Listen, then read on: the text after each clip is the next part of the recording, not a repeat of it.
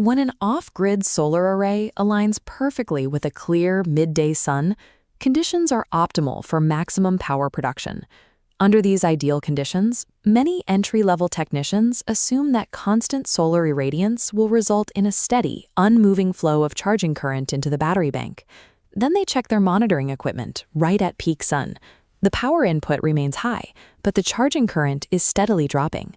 The left model illustrates the assumption: 600 watts yielding a constant 25 amps. The right physics model tracks actual behavior. The current gauge falls as the voltage gauge climbs. This drop is a strict mathematical requirement of electrical physics, not a hardware failure. To correctly read system data, we need to look at exactly why amperage must fluctuate.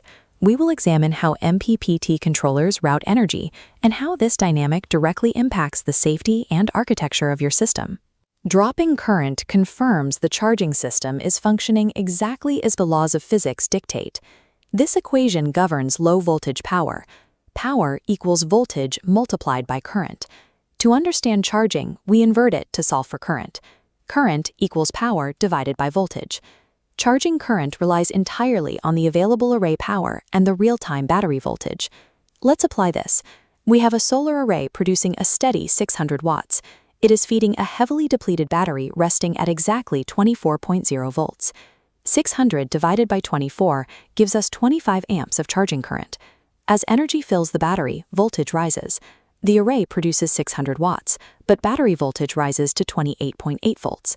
The denominator changes, instantly recalculating output to 20.8 amps. The system sees a 4.2 amp drop without losing solar production. This illustrates the core rule of this relationship. When power is constant and voltage rises, current must mathematically decrease. This dynamic is misunderstood when MPPT charge controllers are introduced. A common myth claims these devices create extra charging current. This schematic outlines an MPPT's engineering function, a DC to DC converter bridging two voltage environments. On the input side, the solar node, an array produces 80 volts and 10 amps, equaling 800 watts of total power. A 24-volt battery cannot accept 80 volts directly without catastrophic cell damage. The MPPT steps the 80 volts down to the 25-volt battery requirement. The 800 watts passes through, divided by the 25 volts, calculating to 32 amps of output current.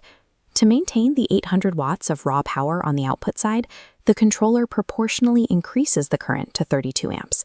The controller trades voltage for amperage to conserve the raw power flowing from the roof to the battery terminals. This graph maps daily charge cycles. In the bulk stage, the depleted battery accepts maximum current while voltage climbs. During absorption, the controller locks the target voltage to prevent overcharging, causing the current to drop.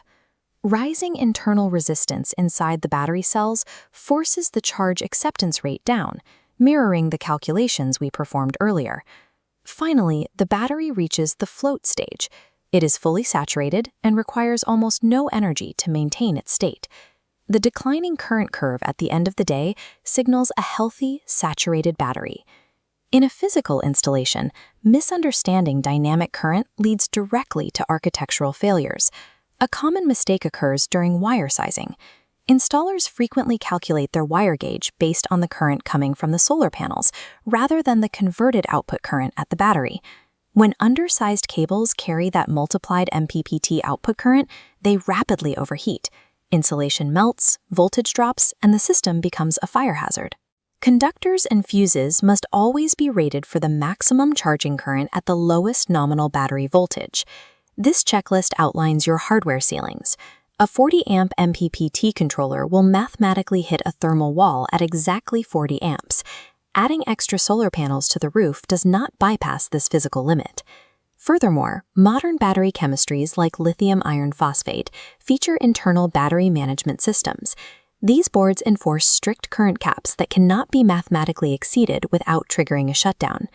Current is a reactive variable, adjusting based on the relationship between power input and voltage resistance. Once you calculate your system through the lens of these first principles, those erratic monitor readouts become predictable, safe engineering data.